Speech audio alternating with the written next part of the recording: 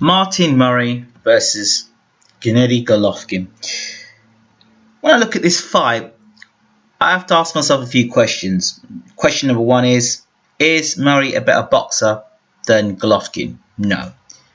Is he a bigger puncher than Golovkin? No. Is he a slicker boxer than Golovkin? No. Is he a defensively better fighter than Golovkin? No. So, what can he possibly have that could beat Golovkin? Heart? Yeah, he may have more heart than Golovkin. He may be able to take more punishment than Golovkin. But in a nutshell, I don't see there's any way whatsoever that Martin Murray can beat Gennady Golovkin. Yep, he did well against Sturm and should have beaten Sturm. He did well against Martinez and should have beaten Martinez. And he looked good in those fights. But you have to kind of put those fights to the back of your mind when you're talking about Gennady Golovkin. This guy has got serious power with both hands and can end a fight with one shot.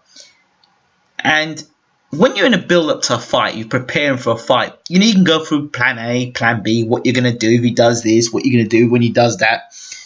And then you get in the ring, and then you try to execute that plan, and then you get hit. And I think that Martin Murray would have watched Gennady Golovkin from distance and said, yep, he hits hard.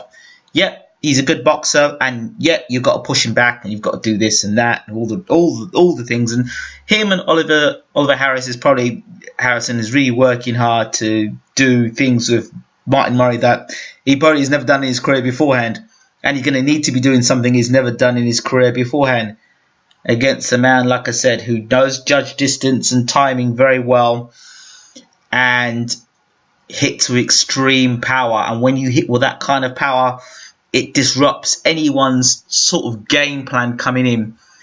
So, let me mention another guy. Big, strong, punches fairly hard. Matthew Macklin. He was big, he was strong, he was powerful in his own way. And he got dismantled with one shot, which was a body shot.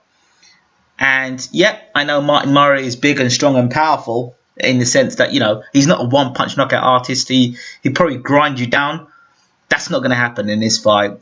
And Murray could get stopped inside the distance here, because the only way I can see Murray winning this fight is if Gennady Golovkin gets reckless with his defense, leaves his chin in the air and gets caught with one.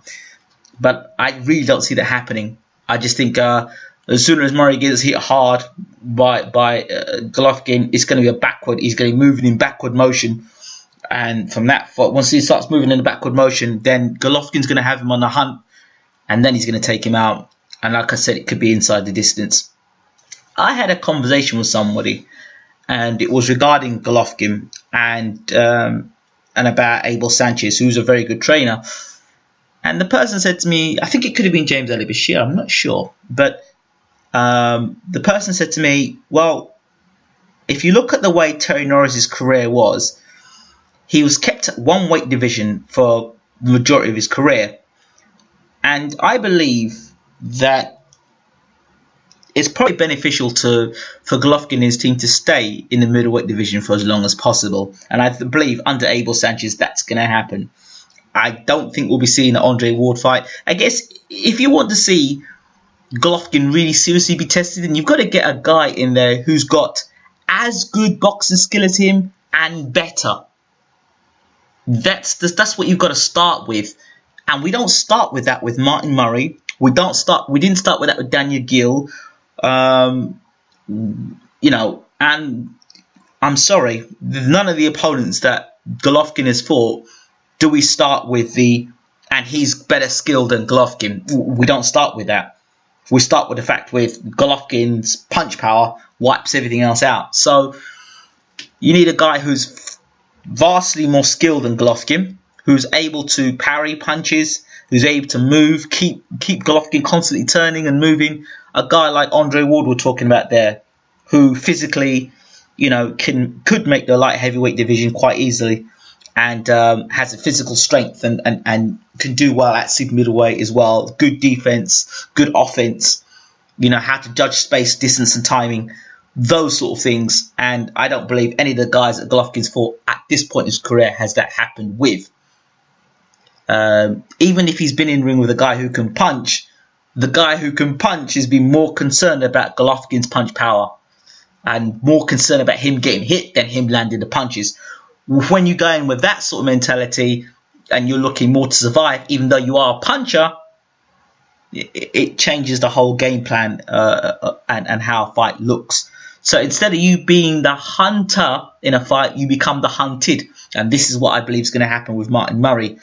In his fights, in his career, he's been able to move forward and plow forward and do what he's going to do in fights and been game. And I've always found down the stretch he's been left a little wanting. I don't feel the fight goes the distance. I feel that the body shots, not so much headshots, body shots are going to break Martin Murray down. I look inside the distance, and I think the more Martin Murray comes forward and tries to break down and trying to bully Golovkin, the harder he's going to get hit, and it's not good. I hope that they're working on some other sort of strategy other than trying to go forward. And again, if you're trying to fight with a different strategy coming in against Golovkin, and you really haven't been doing it beforehand, it's very difficult to be doing this sort of stuff in a fight where you're going to get hit by a guy who hits harder than you've ever been faced in your career beforehand. So I think the writing's on the wall for Martin Murray.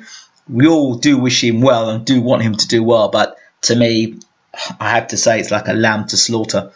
He's a nice guy.